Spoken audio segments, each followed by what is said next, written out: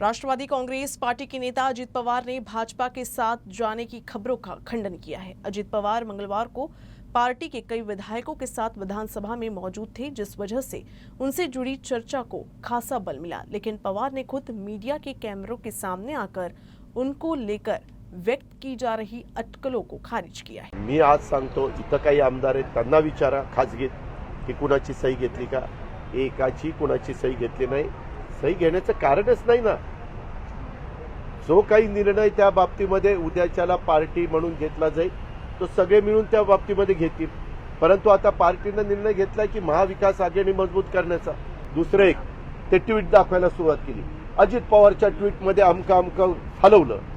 माझ्या ट्विटमध्ये मी उपमुख्यमंत्री असताना ज्या ट्विटरवर दाखवलेलं होतं त्याच्यातलं उपमुख्यमंत्री पद गेल्यावर ते काढलं आणि बाकीचं आहे तसंच आहे। परंतु त्याच्यातनं काही लोक गैरसमज करून घेतात। तुम्हीच म्हणायचं ह्याच्यातनं ट्विट मधनं झेंडा काढला, अमकं काढलं, तमकं काढलं। आता तिथं काही झेंडा सारखाच इथं लावून फिरो, मला तर काही कळत नाही। तुम्ही कशाचा धचा मा करू नका ना बाबांनो। आणि जे झालं असेल तर मीच सांगेल ना, तुम्हाला दुसऱ्या कोणाला ज्योतिषाची गरज नाही आणि दुसरीकडनं बातम्याही काढायची गरज नाही। परंतु तशा पद्धतीनं कुठलाही आम्हा लोकांच्या मनामध्ये नाहीये, त्याच्यामध्ये कुठलीही चर्चा नाही। आपणच तशा प्रकारच्या कोणी जरी बातम्या पेरण्याचंही काम काही आमच्याबद्दल विघ्न संतोषी लोक करत असतील, काही तर बाहेरच्या पक्षाचे स्पोक्समन ते आता राष्ट्रवादीचं स्पोक्समन झाल्यासारखं चाललंय। त्यांना कुणी अधिकार दिलाय कुणास ठाऊक। पार्टीची मीटिंग ज्यावेळेस होईल त्यावेळेस मी विचारणार आहे, तुम्ही ज्या पक्षाचे स्पोक्समन आहात त्या पक्षाचं सांगा ना काय सांगायचं ते। तुम्ही ज्या पक्षाचं ते मुखपत्र आहे त्याबद्दल बोला, पण तुम्ही आम्हाला कोट करून ते असं झालं तसं झालं फलानं झालं। आम्ही आमचे स्पष्टपणे भूमिका मांडायला खंबीर आहोत। आमचं वकीलपत्र दुसऱ्यांनी कुणी घेण्याचं काही कारण नाही। महाराष्ट्र विधानसभा में विपक्ष के नेता अजित पवार की काफी समय से एनसीपी से बगावत की अटकलें लगाई जा रही थी। अब इस मुद्दे पर शरद पवार का बयान सामने आया है। एनसीपी प्रमुख ने अजित पवार की कथित बगावत की अटकलों पर विराम लगा दिया है। उन्होंने कहा कि अजित चुनाव संबंधी कामों में व्यस्त हैं, उनके बगावत की सारी बातें सिर्फ मीडिया में है। जी काही चर्चा तुमच्या मनात आहे ती आमच्या कुणाच्या मनात नाही। या चर्चेला अजिबात महत्त्व नाही। काहीतरी बातम्या तयार करण्याच्या समितीचं काम कोणतरी करतंय यापेक्षा त्याला काही अर्थ नाही। मी राष्ट्रवादी काँग्रेस पक्षापुरतं सांगू इच्छितो की राष्ट्रवादी काँग्रेस पक्ष आणि त्या पक्षात काम करणारे आमचे सगळे सहकारी एका विचारानं पक्षाला शक्तिशाली कसं करायचं या भूमिकेत आहेत। त्याच्यापासून दूसरा कुछ विचार कुणाच्याही मनात नाही। अजित पवार के भाजपा में शामिल होने की अटकलों के बीच एनसीपी विधायक अमोल मिटकरी ने अपनी प्रतिक्रिया देते हुए कहा कि इन सब चर्चाओं का कोई अर्थ नहीं है, ये सब केवल मीडिया में चर्चा का विषय है। वैसे उन्होंने ये भी कहा कि पार्टी प्रमुख जो निर्णय लेंगे वो उन्हें मानेंगे। पण माझ्या माहितीप्रमाणे मी एक पक्षाचा आमदार आहे, विधान परिषदेचा एक सदस्य आहे। मी माझ्या पक्षश्रेष्ठींशी बोलल्यानंतर माझ्या असं लक्षात येतं की सध्या जे पत्रकारांच्या मनात आणि पत्रकारांच्या माध्यमातून चॅनलवर दाखवलं जातं तशी वस्तुस्थिती नाही। वस्तुस्थिती वेगळी आहे। अजितदादा महाराष्ट्राचे मुख्यमंत्री होतील का, तर नक्कीच होतील, पण ते 2024ला जो काळ येणार, राष्ट्रवादी काँग्रेस पक्षाचे जास्तीत जास्त आमदार येतील। या भाजपच्या भरोशावर आमदारकी किंवा भारतीय जनता पार्टीच्या भरोशावर राजकारण करणारा राष्ट्रवादी काँग्रेस पक्ष नाही आहे। त्यामुळे ह्या सगळ्या खोट्या गोष्टी आहेत, कंड्या पिकवल्या जातात, याच्यामध्ये कुठलंही तथ्य नाही। जर गेले तर या घडीला भाजपसोबत जातील असं मला वाटत नाही। शेवटी कुठल्याही पक्षाचा अंतिम निर्णय असतो। पक्षश्रेष्ठींनी जो अंतिम निर्णय घेतला त्याचा सदस्य म्हणून मला स्वीकार करावा लागेल, पण आमचा पक्ष भारतीय जनता पार्टीसोबत जाईल असं तुम्हाला जरी वाटत असलं तर तसं होईल असं मला वाटत नाही। वहीं इस सियासी अटकलों पर कांग्रेस प्रदेश अध्यक्ष नाना पटोले ने कहा कि मुझे नहीं पता कि एनसीपी में क्या चल रहा है। अकोला में पत्रकारों से बात करते हुए उन्होंने कहा कि मुझे नहीं लगता कि अजित पवार भाजपा के साथ जाएंगे। नाना पटोले ने यह भी कहा कि भाजपा राजनीति में इस तरह के खेल को बंद करे। इसके साथ ही उन्होंने कहा कि कांग्रेस में इस तरह की कोई भी स्थिति नहीं है और कांग्रेस एकजुट है। मला राष्ट्रवादीमध्ये काय चाललंय हे बघायचं, मला दुसऱ्याच्या दुसऱ्याच्या घरात झाकून बघण्याचं काम काँग्रेस कधी करत नाही. असे एकमेकाचे घरं फोडून या पद्धतीनं घर सजवलं जाऊ शकत नाही. एक दिवस तुमचंही घर फुटेल. ते मी नाशिकच्या निवडणुकीमध्ये सांगितलं आणि जनतेने त्याचं उत्तर दिलं. त्याच्यामुळे हे जी चूक करायला भाजप निघालेली आहे ते करू नये हा सल्ला आमचा त्यांना आहे. काँग्रेसमध्ये कुठेही फूट दिसणार नाही. आपल्याला अनेकदा आपण पाहतो आहे की सातत्याने ह्या बावड्या उठल्यात आणि सगळे आमदार आमचे नेते सगळे आमच्या संपर्कात आहेत आणि जे काही वातावरण महाराष्ट्रामध्ये काँग्रेसच्या बाजूने निर्माण होत चाललेलं आहे सगळ्या नेत्यांना ते अपेक्षित आहे आणि कुठलाही नेता काँग्रेसचा किंवा कुठलाही आमदार कांग्रेसला छोड़न जाना। अकोला जिले के अकोट नगर परिषद के अतिक्रमित इलाके के लकड़गंज में आग लग गई। इस आग में 6 से 7 दुकानें जलकर खाक हो। अकोला जिले के अकोट नगर परिषद स्कूल नंबर 7 स्थित नगर परिषद के अतिक्रमित परिसर के लकड़गंज में अचानक आग लग गई। 6 से 7 दुकानें इस आग की चपेट में आ गई। इस आग में इन दुकानों का सारा सामान जलकर राख हो गया। आग की जानकारी तुरंत दमकल विभाग को दी गई। दमकल की टीम ने मौके पर पहुंचकर आग पर काबू पाया। गनीमत रही कि आग में कोई जनहानि नहीं हुई। अकोला शहर के रामदास पेठ परिसर में सड़कों की मरम्मत और गड्ढे मुक्त सड़क के लिए वंचित बहुजन आघाड़ी के युवा नेता नीलेश देव ने गड्ढों में बैठकर आंदोलन कर प्रशासन का ध्यान आकर्षित। अकोला में बीते 2 दिनों से पारा 40 डिग्री सेल्सियस के ऊपर चला गया है। वंचित बहुजन आघाड़ी के युवा नेता नीलेश देव ने अकोला शहर के रामदास पेठ क्षेत्र में सड़कों की मरम्मत और गड्ढा मुक्त सड़कें बनाने के लिए गड्ढों में बैठकर अनोखा विरोध प्रदर्शन किया। Jatharpet, new Tapadia Nagar main road, Kila plot, Umri इन इलाकों की सड़कों पर गड्ढे हो गए हैं। इसको लेकर सड़कों के गड्ढों को जल्द भरने के लिए गड्ढों में बैठकर आंदोलन किया गया। इस मौके पर मांग की गई कि बिरला गेट से न्यू तापड़िया नगर तक सड़क को जल्द से जल्द पूरा किया जाए। साथ ही शहर में सभी स्तरों पर गड्ढों को तुरंत भर दिया जाए और तेज धूप में दुर्घटनाओं से बचा जा सके। प्रशासन को समय समय पर सूचना देने के बाद भी कार्रवाई नहीं होने पर आंदोलन का रुख अख्तियार किया गया। इस मौके पर नगर सेवक नीलेश देव सहित वंचित के अन्य कार्यकर्ता मौजूद रहे। 2022 रोजी मागील वर्षी पावसाळा झाल्यानंतर महापालिकेला प्रशासनाला मी एक पत्रव्यवहार केला होता की यातील शहरातील मुख्य रस्ते पावसामुळे जे खराब झाले ते त्वरित दुरुस्त करण्याबाबत सांगितले होते। त्याबाबत महापालिकेने अद्याप कोणती कारवाई नाही केली। मागच्या महिन्यात आम्ही वंचित बहुजन आघाडीच्या वतीने महापालिकेवर मोर्चा दिला होता। तेव्हा पण महापालिका आयुक्तांना सांगितलं की शहरातील मुख्य रस्ते गड्डे बुजवा, काही मुख्य रस्ते जे सुरू झाले सुरू करावे। पण महापालिकेच्या अधिकाऱ्यांना कागदपत्राचा खेळ खंडोबा सुरू असताना दिसत आहे। आताही महापालिका अधिकारी आले होते त्यांनी ते म्हणतात आम्ही रस्ते BRCला NOC दिली, पण BRCने NOC दिल्यानंतर रस्ते चालू केले नाही केलं हे पाहणं कोणाचं काम आहे? हे महापालिका प्रशासनाचं आहे। पण महापालिका प्रशासन काहीच करत नाही आहे। त्या विरोधात आम्ही आज भर उन्हात हेडगाव रक्तपेढीसमोर गड्ड्यामध्ये आंदोलनाला बसलो आहे। प्रशासनाने या आंदोलनाची दखल घेऊन कारवाई नाही केल्यास आम्ही इथेच बसणार आहे। तुम्ही पाहत असाल सगळे आमचे कार्यकर्ते इथे जेवले आत्ता, छान जेवण केलं आम्ही संसार मांडून बसल्या। प्रशासनाने आमच्या आंदोलनाची दखल घ्यावी विनंती। शिंदे गुट के नेताओं ने सोमवार को प्रेस कॉन्फ्रेंस कर रविकांत तुपकर पर कई आरोप लगाए हैं। शिंदे गुट के नेताओं का आरोप है कि किसान नेता रविकांत तुपकर की पत्नी शर्वरी तुपकर बुल्ढाना जिले के चिखली के गाड़े बंधुओं के व्यापारियों का पक्ष रख रही हैं, जिन्होंने किसानों के साथ धोखा किया है। इन आरोपों का जवाब देते हुए रविकांत तुपकर ने मंगलवार को शिंदे गुट के सांसद प्रतापराव जाधव और विधायक संजय रायमुलकर पर निशाना साधा। सरकार बदललं ना ते हे लोक इकडचे तिकडे गेले ना, माहिती शपथ तुम्हाला सांगतो याच्याजवळ सावडा मोतील गेल्यावर लोक उभं राहत बी नाही। आता शपथ रहो उभं राहत नाही। मग त्याचं आता तिळपापड उरायला त्याला असं वाटतं की लोक काऊन आमच्याजवळ येत नाही, आणि लोकांना वाटतं आपल्यावर बी चितोडे उडतील।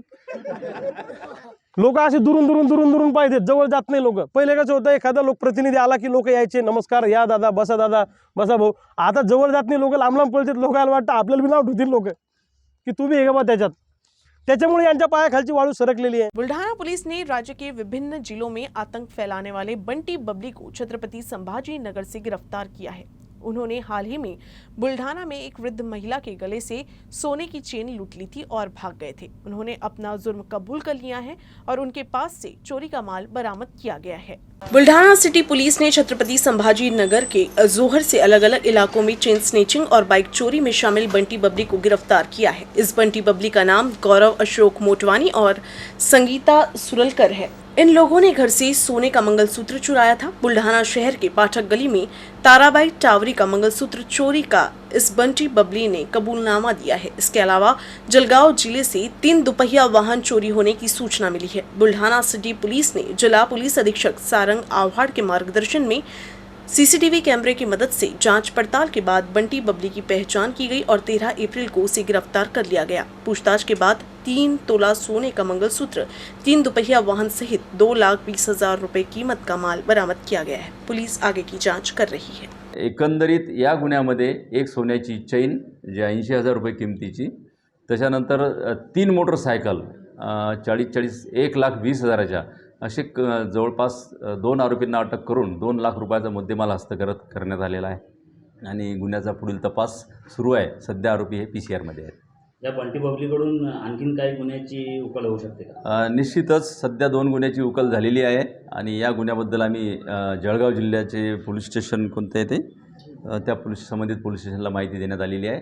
जळगावची टीम येऊन यांना ताब्यात घेऊन पुढील तपास करणार आहे। अकोला जिले के धोतरडी गांव में चल रही अवैध शराब बिक्री के खिलाफ महिलाओं ने मोर्चा खोल दिया है। महिलाओं ने राज्य आबकारी विभाग के जिला अधीक्षक के कार्यालय में धरना दिया और निवेदन सौंपा, तो वहीं बोरगांव मंजू पुलिस स्टेशन में शिकायत दर्ज कराई गई। अकोला जिले के धोतरडी गांव में अवैध शराब की बिक्री जोरों पर है। इससे गांव के नागरिक नशे के अधीन हो रहे हैं। शराब की लत से गांव के कई लोगों की सेहत पर असर पड़ रहा है। इसे लेकर गांव की महिलाओं ने राज्य आबकारी विभाग के जिला अधीक्षक के कार्यालय पहुंचकर अवैध शराब की बिक्री बंद करने की मांग की। महिलाओं ने मांग की कि प्रशासन इस मामले पर गंभीरता से विचार करे और गांव में अवैध शराब की दुकानों को तत्काल बंद कराकर कानूनी कार्रवाई करे। आज आम्ही जिल्हाधिकारी कार्यालय येथे सर्व महिला धोतरडी या गावच्या इथे जमलेलो आहोत। याचे कारण असे आहे की धोतरडी या गावामध्ये अवैध जी दारू आहे ती मोठ्या प्रमाणात विक्री होत आहे आणि तेथील महिलांना पूर्ण हा दारूचे जे दारू पिणारे त्यांचे घरचे जे लोक आहेत त्यांचा खूप त्रास होत आहे। त्या त्रासामुळे या महिलांनी मी पंचायत समिती सदस्य या नात्याने मला फोन करून आज आम्ही हा उपक्रम इथं राबवलेला आहे। आम्ही सर्वांना बोरगाव मंजू पोलीस स्टेशन, जिल्हाधिकारी, SP सर्वांना निवेदन दिलेले आहेत।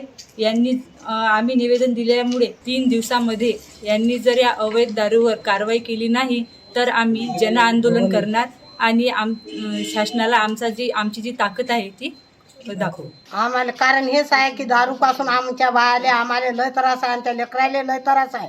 आमची हेच शासनाला मागणी आहे की हे दारू बंदी म्हणजे बंदीच झाली पाहिजे।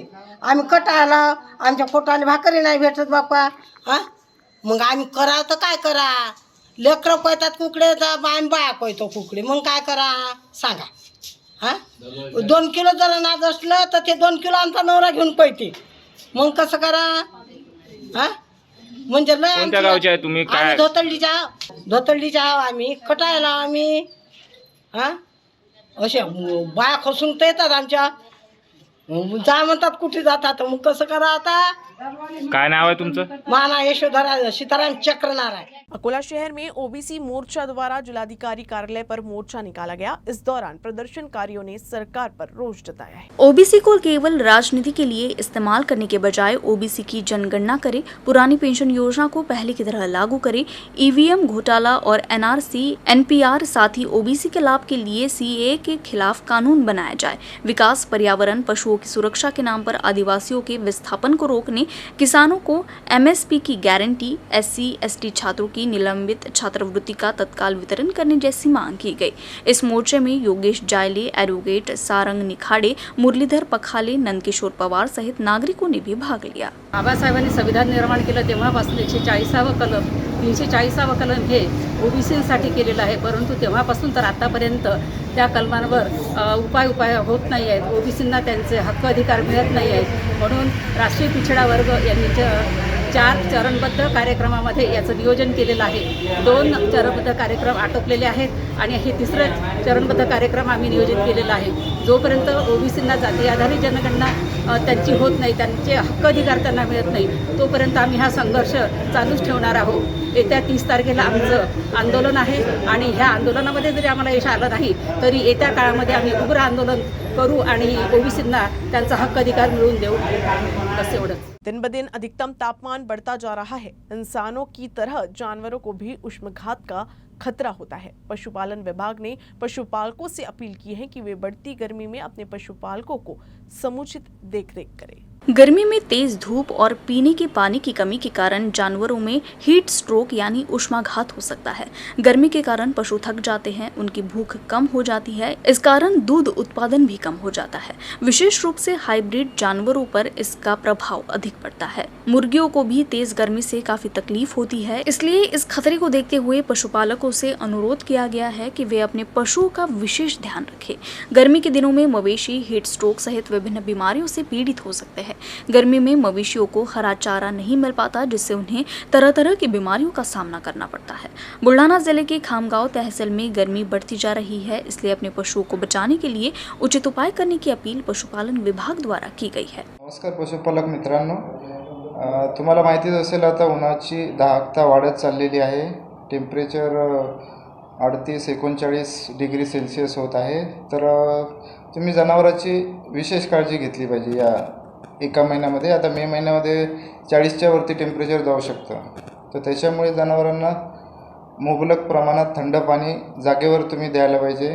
तसंच 9 ते 10 नंतर तुम्ही जनावरं बाहेर चरण्यासाठी न सोडता त्यांना जागेवरच हिरवा चारा किंवा जो पण चारा असेल कडबा कुट्टी जे आहे ती जागेवर द्या तुम्ही, आणि 5 नंतर तुम्ही जनावरांना चरण्यासाठी सोडू शकता। तसेच जे लहान वासरं वगैरे आहेत तर त्यांची विशेष काळजी तुम्हाला घ्यायला लागेल। आणि तुमचं जे जनावरांचं शेड आहे त्याच्या बाजूला हिरवी नेट लावू शकता तुम्ही, त्याच्यावर दिवसातून 2 ते 3 वेळा पाणी फवारू शकता। म्हणजे आतलं वातावरण जनावरांचं तापमान 37 ते 38 डिग्री सेल्सिअसपर्यंत राहते, त्याच्यावरती गेल्यानंतर जनावरांना त्रास जास्त होतो। किसानों ने अकोला जिले के तिल्हारा कृषि उत्पन्न बाजार समिति में नाफेड के तहत चना खरीद केंद्र में चना बेचा, लेकिन अभी तक किसानों को बिक्री का पैसा नहीं मिला है, जिससे किसान संकट में है। किसानों को उम्मीद थी कि चने की फसल पर निर्भर रहने से उनकी आर्थिक समस्याएं दूर हो जाएगी, लेकिन खुले बाजार में कीमतें कम होने से उनकी चिंता और भी बढ़ गई थी। नाफेड ने अपना खरीद केंद्र शुरू किया, जिससे किसानों को थोड़ी राहत मिली। अकोला जिले की तेल्हारा कृषि उपज मंडी समिति नाफेड के तहत किसानों के चने की खरीद की गई। केंद्र पर किसानों को चना बेचे हुए 1 माह हो गया है, लेकिन अब तक उन्हें बिक्री का पैसा नहीं मिलने से किसान परेशान हो गए हैं। न्यूज रूम से बस इतना ही। खबरों का सिलसिला यूं ही चलता रहेगा। आप देखते रहिएगा यूसी न्यूज अकोला।